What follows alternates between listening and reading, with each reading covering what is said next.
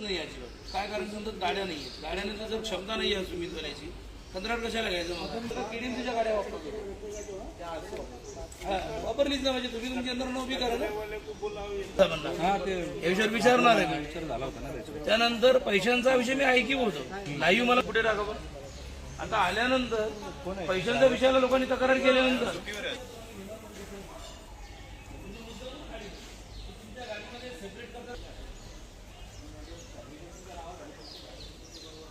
सार्वजनिक जागेवर पडलेला कचरा 2 जागावरून येतो. ओला कचरा, सुका कचरा. तू ते सांगू शकत नाही की सेग्रिगेशन पैसे दिले पाहिजे. त्यासाठी मी काय करतो आता या सिस्टम मध्ये आपल्या कुठे जर सेग्रिगेट केलेलं का बघतो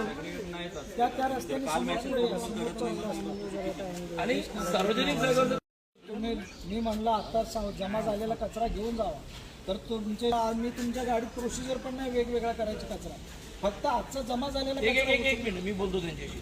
वाद घालण्यात मतलब आज नाही दाखवलं साहेबांना नाही, विषय वाद घालण्याचा नाहीये, विषय वाद घालण्याचा नाहीये.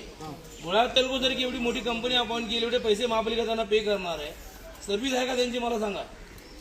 गाड्या त्यांच्या किती आहेत, सर्व्हिस त्या याच्यात वॉर्डात मिळत आहेत का? गाडी आली की सांगतात फुले कचरा घेता येणार नाही. सुपरवायझर येते वेगळं आहे, जो कोण असेल तो त्या लोकांना फक्त भेटीच जराचं काम केलं होतं त्यांच्याकडनं. आपल्या गाडीला ना 2 बकेट 108 मधला 108 पण उद्यापासून तर त्या धमकीला दिलं. काय झालं, पैशांच्या विषयावर वाद सुरू आहे. या